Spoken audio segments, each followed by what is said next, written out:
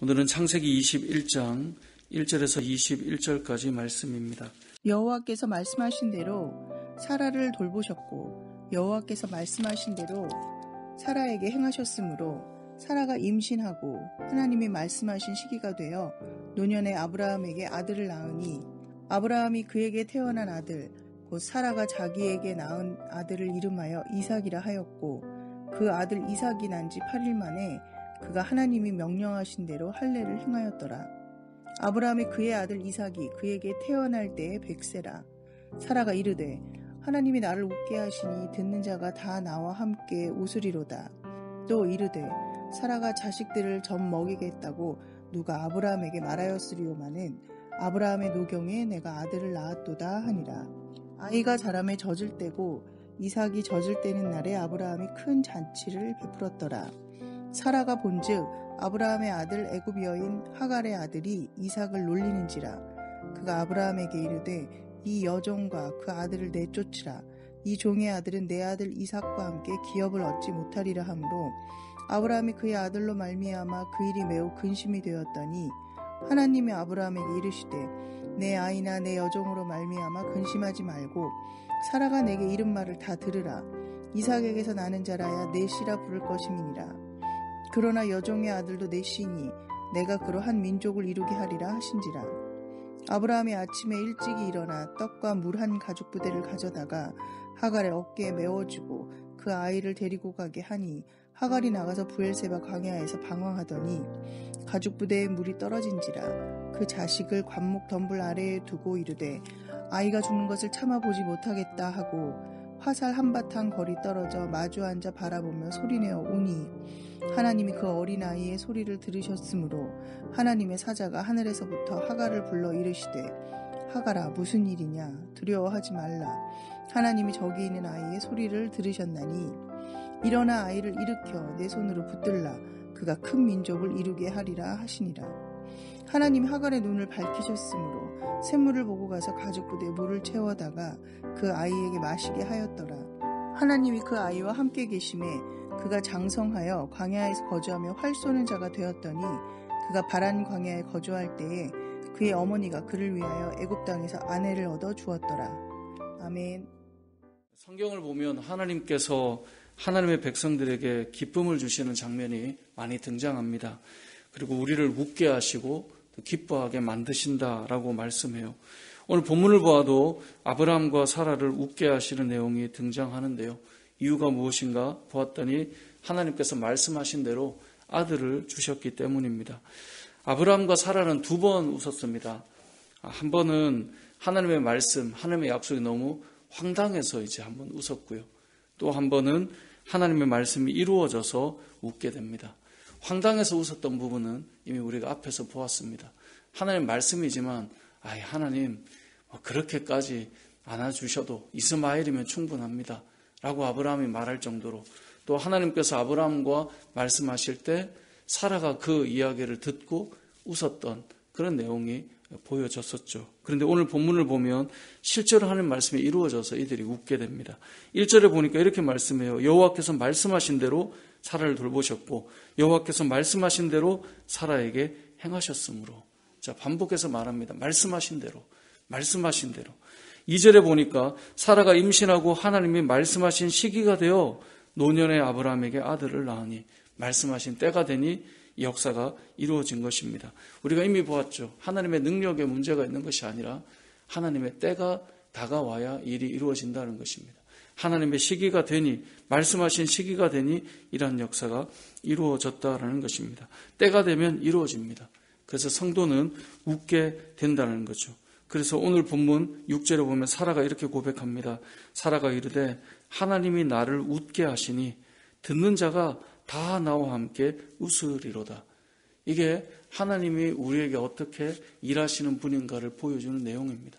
하나님께서는 그 백성이 하나님의 말씀을 보고 또 경험하며 결국은 기뻐하고 성취됨을 통해 웃게 된다라고 하는 것을 우리에게 알려주고 있는 것입니다.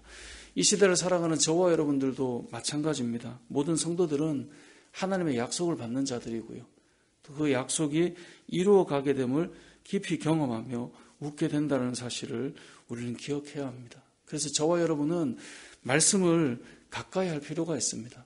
하나님의 음성을 듣고 하나님의 음성을 따라 살아가는 것이 필요합니다. 때로는 너무 황당해서 웃음이 나올 수도 있습니다. 에이, 하나님 설마 그게 될까요?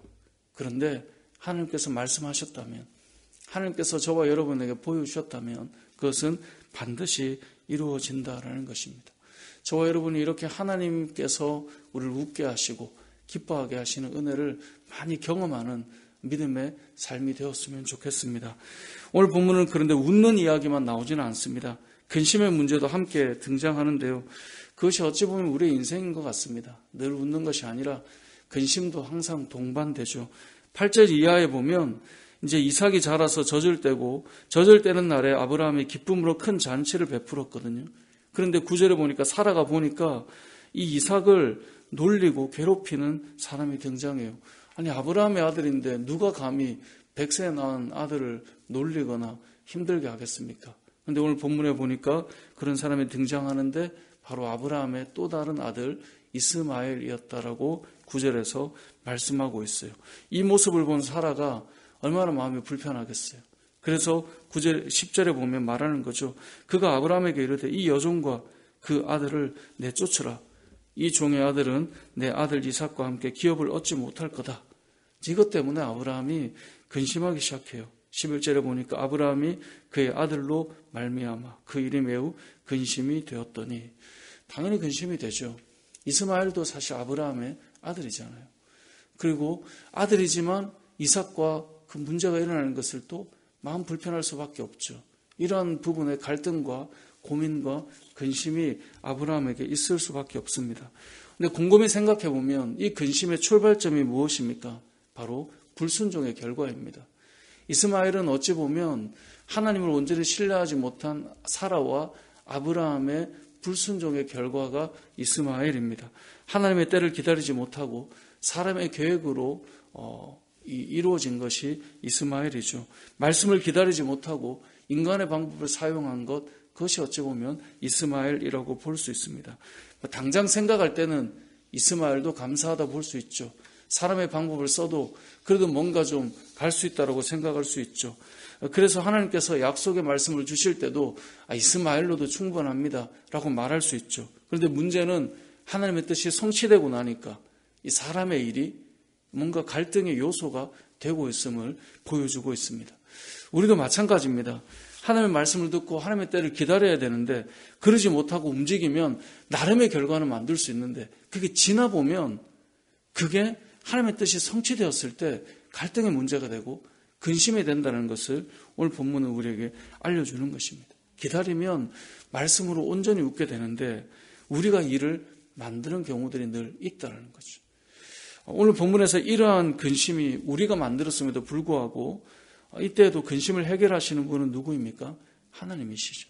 12절에 보니까 하나님이 아브라함에게 이르시되 내 아이나 내 여종으로 말미암아 근심하지 마라. 그리고 사라가 너에게 말한 것 다 들어도 된다 라고 말씀하셨어요. 자, 그 말은 뭡니까? 이스마엘을 내보내는 거예요. 아브라함에게 이것 역시 마음의 아픔 아니겠어요? 그런데 13절에 이렇게 말해요. 그렇게 내보내지만 여종의 아들도 너의 씨 아니냐? 내가 그로 한 민족을 이루게 하겠다라고 말씀하고 있습니다. 실제로 하나님께서 18절에 보면 이스마엘의 어머니 되는 하갈에게 약속하죠. 일어나 아이를 일으켜 내 손을 붙들라. 그가 큰 민족을 이루게 하리라 하시니라.